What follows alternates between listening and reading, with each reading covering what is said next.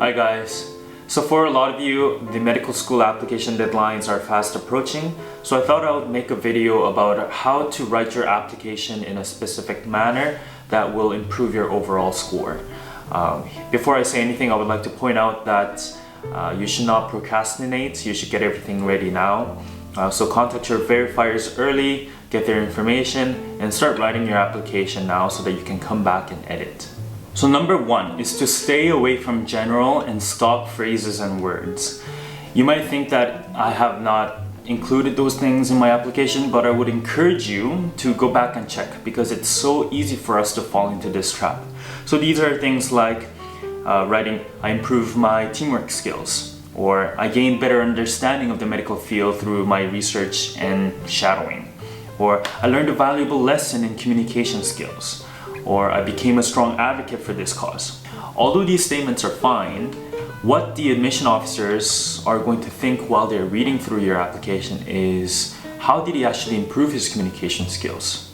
What are the specific details that he has provided that leads me to believe that he is a better communicator than other applicants? Leaving out those specific details and making the admission officers question your application is one thing that you really want to stay away from. My second advice to you is to focus on writing concise highlights of your activities and to focus on specific numbers. So for example, I raised $1,200 for the Stollery Children's Hospital, or I helped 45 students who are in their first year improve their GPA by tutoring them on biology courses for the past 8 months. So these specific examples actually allow admission officers to have a stronger grasp of the activities that you've participated in and the impacts that you've made. So compiling my first and second advice, I've written something that's really bad and written something that's pretty good. So I would like for you to hear the difference. So first, the bad one. As a VP executive of Organization X, I worked with my team members for 3 years, helping first-year students become familiar with the Faculty of Science.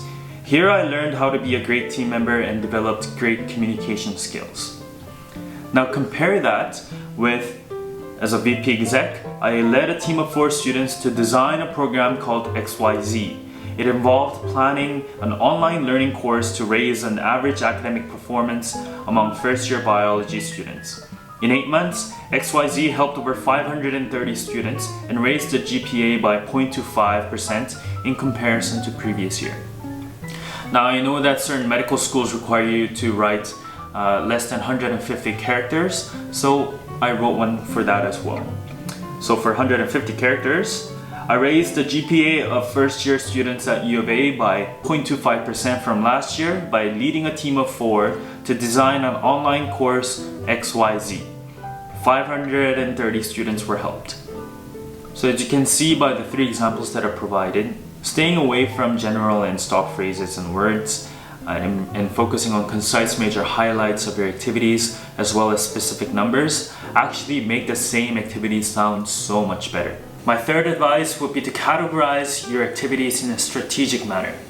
So certain schools allow you to write as many extracurriculars as possible, but universities like Calgary only accept 10. So using my application as an example, I did a whole bunch of little things to improve student mental health. So as opposed to listing them as individual ones, I compiled all of them together. So for example, running an online project and hosting a brainstorming session at the U of A, being a GFC counselor, and going to a New Canada conference to advocate for mental health infrastructure change. So all of those things, I compiled them under one heading called mental health advocacy and put that as one of the extracurricular activity that I've done in the top 10 section, for example. My fourth advice to you is to try to make yourself a well-rounded individual in your application. Show different aspects about yourself in the application. You don't have to fit into this mold of a perfect medical student. Medical schools want diversity in their class, and that's predominantly shown by Canadian medical schools changing their application process. So for example, U of A has changed their requirements and getting rid of prerequisite courses to get into a first-year medical school program. And also, if you look at prestigious scholarship programs like the Rhodes Scholarship, you you can see that they actually expect students to be involved with sports, to be involved with creative process, artistic process, as well as the career path that they're already pursuing. So, diversify your activities in your application.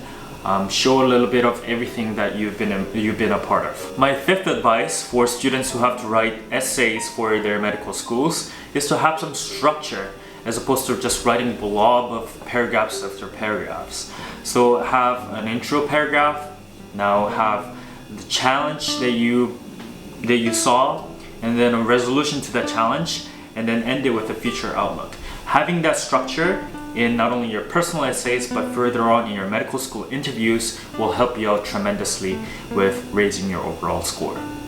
And last but not least, you have to edit your paper more than once. So write your application now so that you can come back and edit it later, or have someone else to look over it after you're done writing. That is so important. Make sure you get that done. Alright, thanks for watching the video, and I'll see you soon.